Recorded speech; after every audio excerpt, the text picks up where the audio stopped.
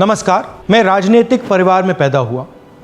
जब मैं छोटा सा था 1980 में प्रियंका और मैं घर में लेई बनाते थे, रात को निकलकर पोस्टर चिपकाते थे। चुनाव समझता हूं, 20 साल से मैं स्वयं चुनाव लड़ रहा हूं। पोलिंग कैसे होती है, पोलिंग बूथ कैसे मैनेज किया जाता है, वोटर लिस्ट, फॉर्म 17, ये सब मैं गहराई से समझता हूं। कुछ समय पहले हमें दाल में काला लगा। चुनाव के नतीजे आते थे, मूड एक तरीके का होता था, रिजल्ट दूसरे तरीके का। मुझे याद है उत्तराखंड में हम चुनाव हारे। बाद में मैंने कैंडिडेट से पूछा कि जहां रोड शो हुआ था वहां जाके देखिए हमें कितने वोट मिले। हजारों लोग आए थे, पोलिंग बूथ में किसी ने वोट नहीं किया। यह असंभव था, यह हो ही नहीं सकता। उसके बाद छत्तीसगढ़ और मध्य प्रदेश के रिजल्ट, हमें लगा कुछ ना कुछ गलत हो रहा है। 2018 में मध्य प्रदेश में चुनाव होता है, हम जीतते हैं। हमारी सरकार चोरी हुई थी। 2023 में चुनाव होता है, मैंने अपने आंखों से भारत जोड़ो यात्रा में देखा, भयंकर एंटी इनकम्बेंसी, और हमें 65 सीट मिलते हैं। इम्पॉसिबल, हो ही नहीं सकता। और फिर महाराष्ट्र में पहली बार हमें सबूत मिला। विधानसभा और लोकसभा के बीच में जादू से नए वोटर आते हैं, और जहां भी इन नए वोटर्स ने वोट किया वहां वोट बीजेपी को गया। महाराष्ट्र चुनाव के बाद जब हमें डाउट हुआ, हमारे गठबंधन के सारे नेताओं ने प्रेस कॉन्फ्रेंस किए और हमने इलेक्शन कमीशन से कहा कि आप हमें वोटर लिस्ट दीजिए, वीडियो रिकॉर्डिंग दीजिए। इलेक्शन कमीशन ने मना किया। ना उन्होंने हमें वोटर लिस्ट दी और ना उन्होंने वीडियो रिकॉर्डिंग दी। डाउट हुआ, क्यों नहीं दे रहे, क्या कारण है? तो हमारे दिमाग में सवाल उठा, क्या इलेक्शन कमीशन बीजेपी की मदद कर रहा है?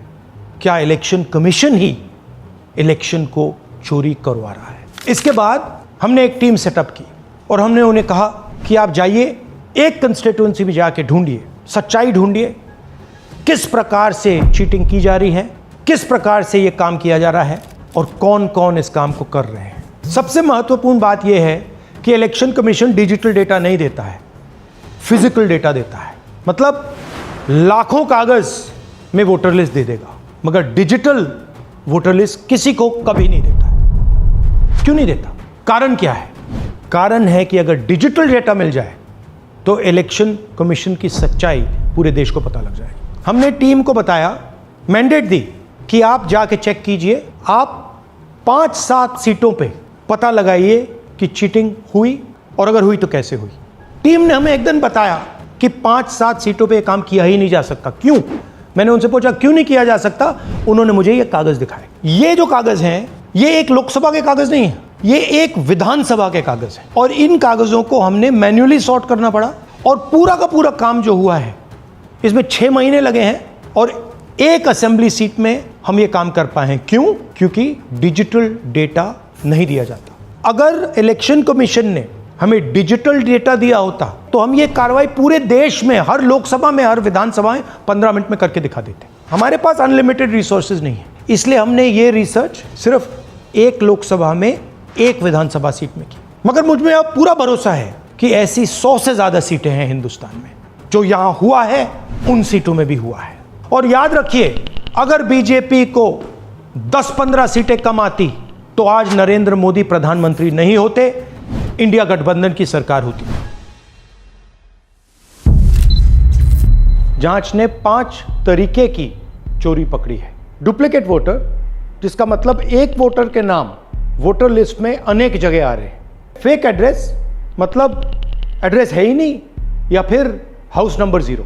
Bulk voter in single address, मतलब एक छोटे से घर में 40, 50, 60 लोग रह रहे हैं। इनवैलिड फोटोज, छोटी सी फोटो है या फिर फोटो ही नहीं है, और वो जो छोटी फोटो है वो दिखती भी नहीं है। कौन है, किसका चेहरा है, नहीं पता लग सकता। Misuse of form 6। Form 6 first time voters के लिए होती है, मतलब जिनकी एज 18-20 साल की हो, मगर वोटर लिस्ट में 90 साल के लोग फॉर्म 6 का प्रयोग कर रहे हैं। चुनाव में 6,50,000 वोटर थे, उसमें से 1 लाख चोरी के थे। अब मैं आपको 5 उदाहरण देता हूं। ये देखिए, गुरकीरत सिंह डांग, इसका नाम 4 अलग अलग बूथों पे आता है। ये कैसे हुआ और क्यों हुआ? एक और उदाहरण, विशाल सिंह, वाराणसी में वोटर लिस्ट में नाम है और बेंगलोर में 2 बार वोटर लिस्ट में नाम आता है।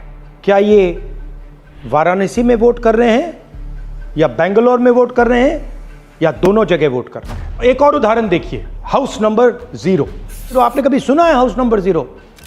हमने तो नहीं सुना था, मगर बेंगलोर में हजारों हाउस नंबर 0 हैं वोटर लिस्ट पे। हाउस नंबर 35 की कहानी सुनिए। छोटा सा घर है, ज्यादा से ज्यादा 4 लोग रह सकते हैं, मगर इस 35 में 80 लोग वोटर लिस्ट में रजिस्टर्ड है। ये ERO ने कैसे अप्रूव किया, क्यों अप्रूव किया, पता लगाना है।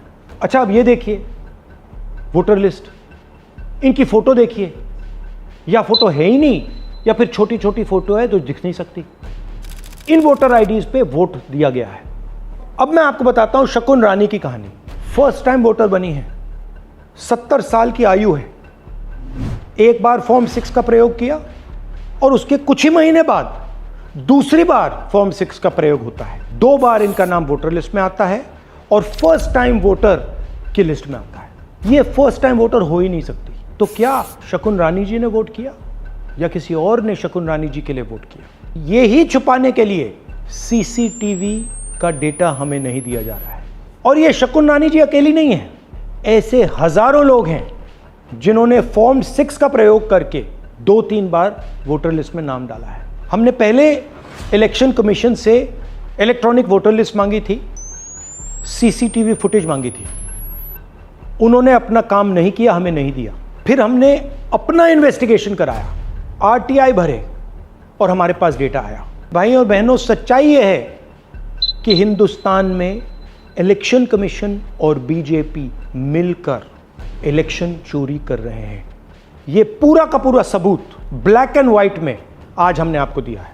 इलेक्शन कमीशन जानता है कि हमने उनकी चोरी पकड़ ली है, इसीलिए SIR आया है।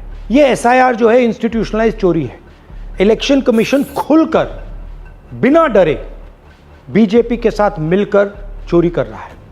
और ये जो SIR है, इसका लक्ष्य गरीबों का जो हक है, उनका वोट जो है, उनसे चोरी करने का है। मैं आपको एक और बात बताना चाहता हूं। इस पूरी इन्वेस्टिगेशन में हमने वोटर एडिशन को देखा है, मगर जितना एडिशन होता है शायद उससे ज़्यादा डिलीशन होता है, सब्ट्रैक्शन होता है। तो ये सिर्फ एक मेन तरीका हमने पकड़ा है, दूसरे तरीके पे हमने इन्वेस्टिगेशन की ही नहीं है अभी। मैं इलेक्शन कमीशन और इलेक्शन के ऑफिसर्स को